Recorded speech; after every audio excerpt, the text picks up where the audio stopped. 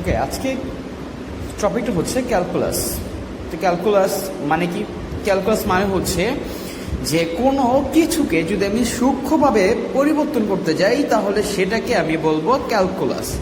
আবার বলতেছি, ক্যালকুলাস মানে হচ্ছে যে কোনো কিছুকে সূক্ষ্ম পরিবর্তন যদি করতে যাই তাহলে আমি যেই জিনিসটা ব্যবহার করবো সেটা হচ্ছে ক্যালকুলাস। আর ক্যালকুলাসকে আবিষ্কার করছে, ক্যালকুলাস সবচেয়ে বেশি মানে নামের দিক দিয়ে সবচেয়ে বেশি উঠে আসে নিউটনের নাম। কিন্তু আসলে দুইজন বিজ্ঞানী এই ক্যালকুলাস আবিষ্কার করেছে, একটা হচ্ছে নিউটন আর একটা হচ্ছে লিবনিক। নিউলিক আর নিউটন এরা সমকক্ষ বলবো, কারণ হচ্ছে তারা একই ইয়ারে বলতে কি একই সেঞ্চুরিতে জন্মগ্রহণ করেছে। নিউটন আর লিবনিক তাদের বয়সের পার্থক্য 20 থেকে 30 হবে, কিন্তু তারা দুজনই ক্যালকুলাস আবিষ্কার করেছে। ক্যালকুলাসকে দুই ভাগে ভাগ করা যায়, দুইটা পার্ট আছে, একটা হচ্ছে ডিফারেন্সিয়েশনাল আর একটা হচ্ছে ইন্টিগ্রেশনাল। ডিফারেন্সিয়েশনাল ক্যালকুলাসকে আবার মানেটা কি? ডিফারেন্সিয়েশনাল ক্যালকুলাস মানে হচ্ছে অন্তরীকরণ বা ব্যবকলন, এবং ইন্টিগ্রেশনাল এটা কিন্তু দুইটাই কিন্তু কি অ্যাডজেক্টিভ, দুইটা আছে এজন্য অ্যাডজেক্টিভ।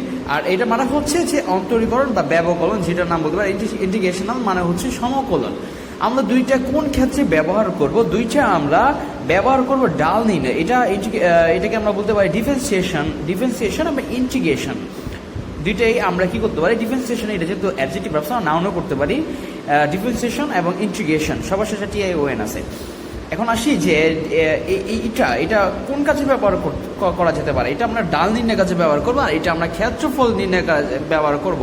এখন ক্ষেত্রফল নির্ণয় কাজে তো আমরা অনেক কিছু ব্যবহার করতে পারি। ত্রিভুজের ক্ষেত্রফল নির্ণয় করতে পারি, চতুর্ভুজের ক্ষেত্রফল নির্ণয় করতে পারি, তাই না? তারপর হচ্ছে ট্রাপিজিয়ামেরও ক্ষেত্রফল নির্ণয় করতে পারি, তাই না? কিন্তু আমরা এইসব ক্ষেত্রে আমরা ইন্টিগ্রেশন ব্যবহার করব না। যখন কোনো বস্তু, যে জিনিসটা হচ্ছে এরকম, এইসব বস্তুর ক্ষেত্রে যদি আমি ক্ষেত্রফল নির্ণয় করতে চাই তখন আমরা ইন্টিগ্রেশন ব্যবহার করব। এখন আসি ইন্টিগ্রেশন টপিকটা পরে, আগে আমরা ডিফারেন্সিয়েশনের লিমিট জিনিসটা নিয়ে আজকে আমরা ডিসকাস করব। লিমিটটা কি?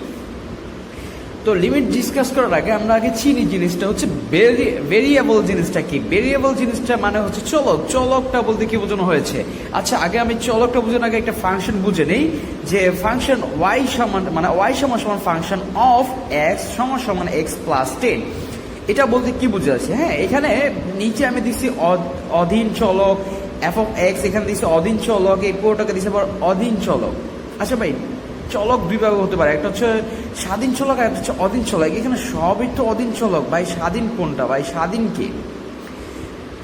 কে? এখানে অধীন চলক হচ্ছে y, এখানে অধীন চলক হচ্ছে f(x), এখানে অধীন চলক হচ্ছে x প্লাস 10। এখানে স্বাধীন চলকটা আমি লিখছি চলক কোনটা হবে? যখন পরিবর্তনশীল রাশি, দেখো তো এই জায়গার মধ্যে কোনটা পরিবর্তন হতে পারে? এখানে x এর মানটা তুমি যদি পরিবর্তন করো তাহলে পরিবর্তন হবে, এই ক্ষেত্রে আর কোনো জায়গায় পরিবর্তন হবে না। তাহলে এখানে বলা যেতে পারে শুধু xটা হচ্ছে স্বাধীন চলক। যেই চলকটা তুমি পরিবর্তন করলে পুরো মানের পরিবর্তন হয় সেটাই হচ্ছে স্বাধীন চলক। আচ্ছা, তাহলে এখানে বলা যেতে পারে y সমান 4x², এখানে 4x² প্লাস 3, এটা কেমন চলক? তোমাকে প্রশ্ন করা হচ্ছে যে y সমান 4x প্লাস 3, এখানে 4x² প্লাস 3, এটা কেমন চলক? আর একটু মাথায় রাখো, এখানে f(x), এখানে x চলক, xটা হচ্ছে স্বাধীন, কিন্তু f(x) পুরোটা হচ্ছে কিন্তু অধীন চলক। তাহলে এই কোশ্চেনটা কি হবে অ্যান্সার, এটা বলে দাও।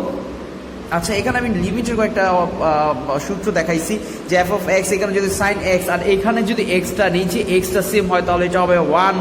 এক্সটা যদি নিচের এক্সটা যদি সেম হয় তাহলে, অথবা এখানে এক্সটা মানে 10x বা নিচে যদি এক্স সমান হয়, অথবা এক্স এখানে 10 সমান হয়, তাহলে কি লিখতে পারি? 1 লিখতে পারি। মাথা রাখো, এখানে কিন্তু x টেন্স টু 0, এখানে এটা মানে হচ্ছে tense to 0। Okay, tense to 0। আচ্ছা, এখানে একটা দিচ্ছি, সেটা হচ্ছে লিমিট x প্লাস 1। আর এখানে দেখো, এখানে কি দিছি? -ইনফিনিটি দিছি। -ইনফিনিটি মানে কি? এখানে মাইনাস দেওয়ার কারণ কি?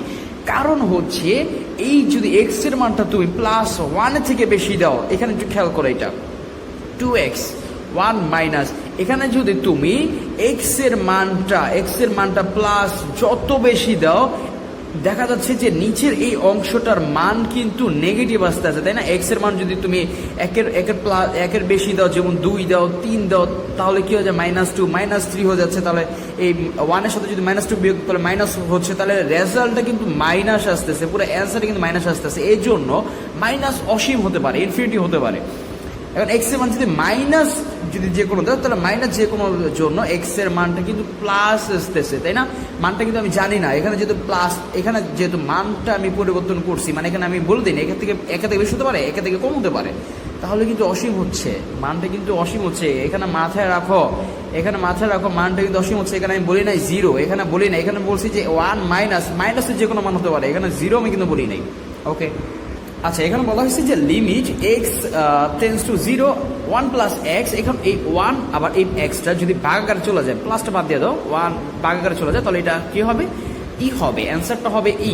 মাথায় রাখো জিনিসটা।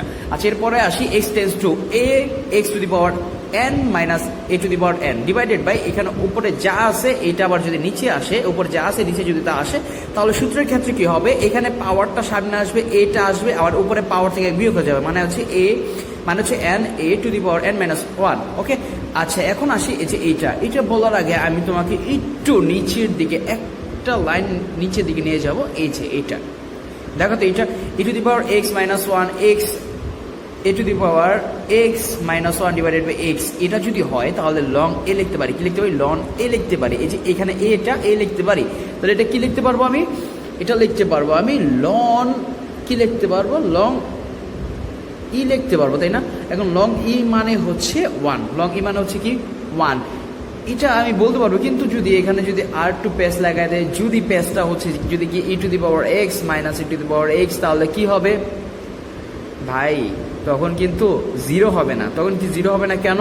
ই টু দি পাওয়ার এক্স কে যদি আমি করি তাহলে কি হবে? লন ই হবে। এখানে মাইনাস থাকার কারণে আমি বলতেছি না যে কখনো এখানে মাইনাসে প্লাস করে, এটা কখনো হবে না। তবু আমি তোমাকে ল হসপিটাল একটা রুলস আছে, ওই ল হসপিটাল রুলস অনুযায়ী এখানে প্লাস হবে, মাইনাসে প্লাস। আমি বুঝাচ্ছি ল হসপিটাল জিনিসটা কি। তখন এইটা আবার লন ই হয়, এখানে লন ই হয়, তখন কি হয়? 1 প্লাস 1, তাহলে সমান কি লিখতে হবে? 2। লন হসপিটাল বাদে কিন্তু এখানে ভুলো মাইনাসে প্লাস হয় না, ল হসপিটাল রুল অনুসারে এখানে প্লাস হয়। আচ্ছা, এরপরটা আসি লন। হ্যাঁ, এখানে লন ব্যবহার লিমিট ব্যবহার করেছি আমি, লিমিটকে লন মনে বলতেছি, একটু খেয়াল করে পড়বা। আচ্ছা, লিমিট এক্স টেন্স টু 0 লন 1 plus x divide by x, এটা যদি থাকে তাহলে কি হবে? 1 হবে। এখানে একটু মনে রাখতে হবে, এক্স কাটা থাকলে 1 হবে, মানে এটা জিনিসটা ভুল, তবু মনে রাখার জন্য বলতেছি। লিমিট এক্স টেন্স টু 0 হলে এটা তো বুঝাইলাম, এটার মতোই। আচ্ছা, এরপরে এটা কি হবে? ওকে, এরপরে কত আছে? এরপর আছে limit x tends to 2 x to the power 5 minus 3 divided by x minus 2। বা এটা কি হবে? দেখতে তো আজব লাগতেছে, তাই না? এখন যদি এখানে 2 বসাও, 2 to the power 5 মাইনাস 32, তাহলে কি হবে? 2 to the power 5 মাইনাস 3 2, তাহলে এখানে 2 মাইনাস 2, তো দেখা যাচ্ছে এখানে 2 to the power 5 মানে হচ্ছে 32 মাইনাস 32 ডিভাইডেড বাই 2 মাইনাস 2, তাহলে 0 ডিভাইড বাই 0। আর 0 ডিভাইড বাই 0 যদি হয় তাহলে তুমি ল হসপিটাল রুলসটা ব্যবহার করতে পারো, কিন্তু আমি এখানে ল হসপিটাল রুলসটা ব্যবহার করবো না।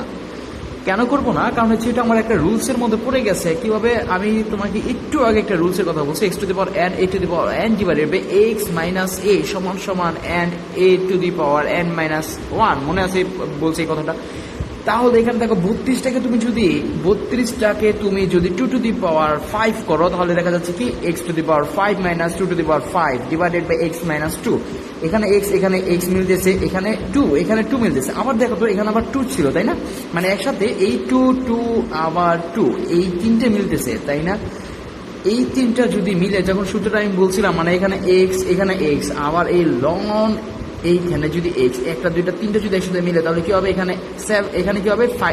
n হবে। তাহলে এখানে কি হবে? এখানে যদি 5 দিয়েছো তাহলে 5 হবে, এখানে যদি 2 তাহলে এখানে 2, আর 5 থেকে 1 বিয়োগ করলে হয় 4, তাহলে কত হবে? 5 ইন্টু কত হবে? 16 সাথে 5 গুণ করলে কত হবে? 80। তাহলে 16 সাথে 5 গুণ করলে হবে 80, তাহলে তোমার অ্যান্সারটা কত হবে? অ্যান্সারটা হবে 80। ওকে, এখন আসি যে এইটা। Limit x tends two one, এই যে এইটা, তখন ভাই কি করবা? এখন তুমি কি করবা?